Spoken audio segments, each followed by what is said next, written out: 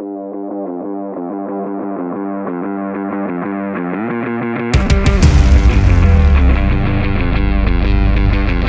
everyone, welcome to once again for the knowledge enhancement series. We are here for one of the most burning topic of country in present era in India, that is UGC Equity Regulation 2026. We are considering to make this video by making you to understand whether it's a justice and overreach. So let us dive into the exact context of it. In every democracy, there comes a moment when a policy meant to correct injustice itself becomes controversial. In 2026, the UGC introduced a set of equity regulation meant to eliminate caste-based discrimination in Indian universities. The intention was very noble, but the impact has been deeply divisive. So today, I am not here to ask whether equality is important, because that question is already settled. I'm here to ask a harder and more uncomfortable question. Can a policy mean to ensure justice itself become unjust? Let us examine this not emotionally, not politically, but constitutionally and more rationally. What are the UGC equity regulations? The UGC equity regulations were introduced to make inclusion and non-discrimination legally enforceable in Indian higher education. For decades, equity on campuses existed mostly as guidelines, advisories, or symbolic committees.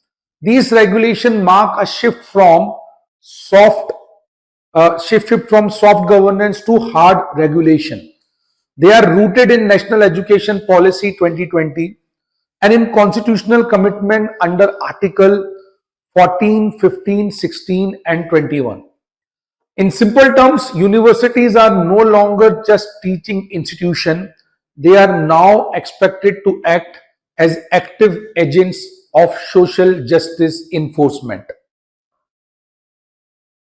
What do these regulations mandate? The regulation mandate that every university must establish equal opportunities, center equity committees, and a reporting structure directly accountable to the UGC, University Grant Commission. These committees must include representation from SC, ST, OBC and women and persons with disabilities. Non-compliance can invite penalties, including withdrawal of recognition. This is crucial to understand. Equity is no longer advisory. It is regulatory, and regulation always carries power. Why this rule trigger outrage? Instead of universal approval, these rules triggered widespread outrage across campuses. Students protest, political debates, campus polarization, allegation of unfairness, national level controversies. This raises a serious question: why would students oppose a rule that claims to protect them? The answer lies not in opposition to equality, but in fear of how equality is being enforced. So there are certain allegations. Let us discuss one by one. Allegation number one is presumption against general category. The first major criticism concerns procedural imbalance. The structure of equity committee gives mandatory representation to specific groups, but provide no explicit space for general category students. Legally, this is not about historical privilege or dominance. It is about procedural neutrality.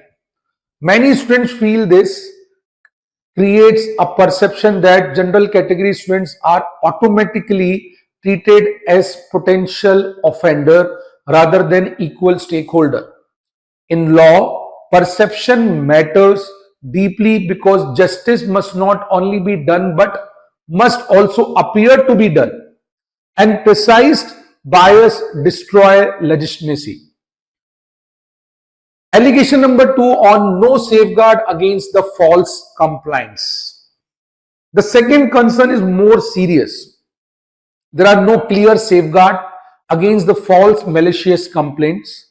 Critics point out that there is no penalty for filing false cases, no institutional protection for those false accused, and inquiries can proceed rapidly without strong procedural safeguard. In theory, this looks efficient. In practice, it is frightening because even a false allegation can destroy internship, ruin academics, future, permanently damage the reputation. Unlike courts, campuses committee does not provide a full protection of legal trials. This is not political fear, it is an administrative and constitutional concern. Allegation number 3, vagueness in definition and procedures. The third problem lies in vagueness. Terms like bias, discrimination, unfair treatment sound morally clear but are legally unclear. Without precise definition, different campuses interpret the same behavior differently. Official gain excessive discrimination and arbitrary enforcement because becomes possible. In constitutional law, vague laws are dangerous because vague power is unaccountable power, and unaccountable power is the enemy of liberty. Allegation number 4 is, will it divide campuses? I believe this will be the most concerning one. The student fear that instead of promoting inclusion, the regulation may deepen divisive through identity-based suspicion. Complaint-driven politics, reduce dialogues, and increase litigation. Campuses should be spaces of debate and learning, but students fear that may turn into spaces of surveillance and silence. A campus that feels like a courtroom cannot function like a classroom. Allegation number 5 is political polarization. This issue has now moved beyond campuses into national politics.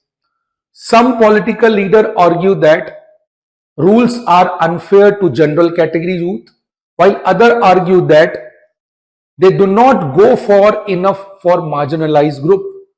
Once a policy becomes politicized, rational constitutional discussion become extremely difficult because every criticism is seen as hostility and every defense as ideology. This is dangerous, very, very dangerous for democracy country like India. Why this? What is this outrage really reveals? This outrage is not merely emotional reaction, it reflects a deeper constitutional tension.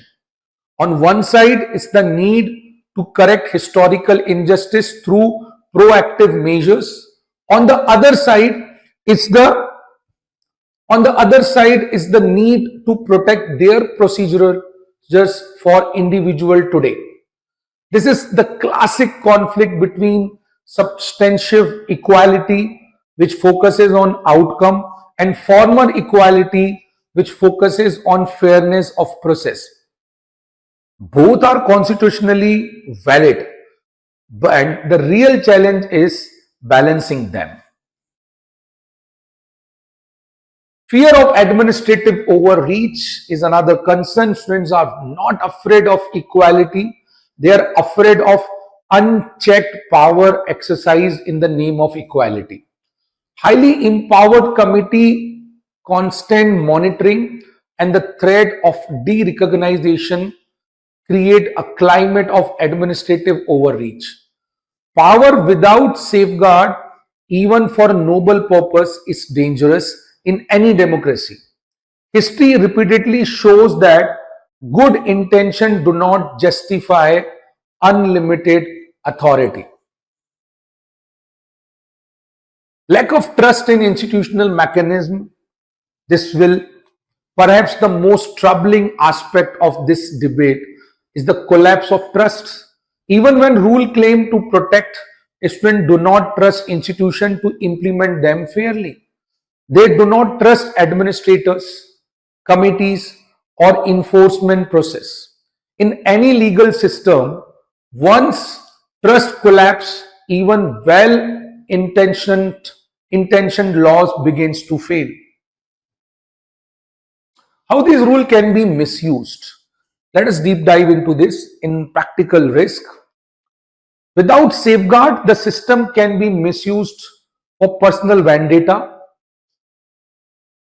political rivalries, reputations can be damaged, discretionary abuse by officials, and suppression of speech through over compliance, surpassing speech.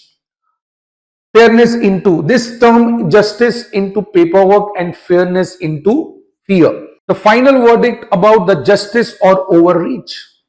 At the heart of a debate lies a constitutional triangle, substantive equality that protects the vulnerable, due process that ensure fairness and neutrality, and non-discrimination that guarantees equal protection of all. The Indian Constitution support all three. The challenge is not choosing one over the other, but balancing all three. When the protection violates fairness, justice collapses. So what is the real verdict? This is not a battle between justice or injustice. It is a democracy struggling to implement equality fairly. If these negotiations are supported by clear definition, strong procedural safeguard, penalties for misuse, fair representation, and institutional trust, they can become historic. But without these, they risk becoming counterproductive, even the cause they were meant to serve. So finally, to conclude, so the real question is not whether these rules are good or bad. The real question lies, India can build equity without sacrificing fairness. Because equality without fairness is not justice, and fairness without equality is not democracy. So I urge everyone who is watching this video, be fair, don't be afraid about the rules. You need to be very fair with others. Don't discriminate with yourself with the caste or creed.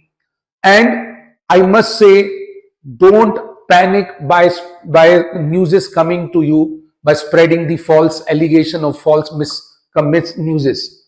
So I would say this, if you understood the entire discussion, give some chance to government to completely come up with the entire clarifications. I'm sure the UGC will come up with the clarification in few days, and then from there we can take it forward. Thank you so much. Wish you good luck and very safe. I wish the India will be united as we are living since centuries. We will continue to live united. Thank you. God bless you. Jai Hind.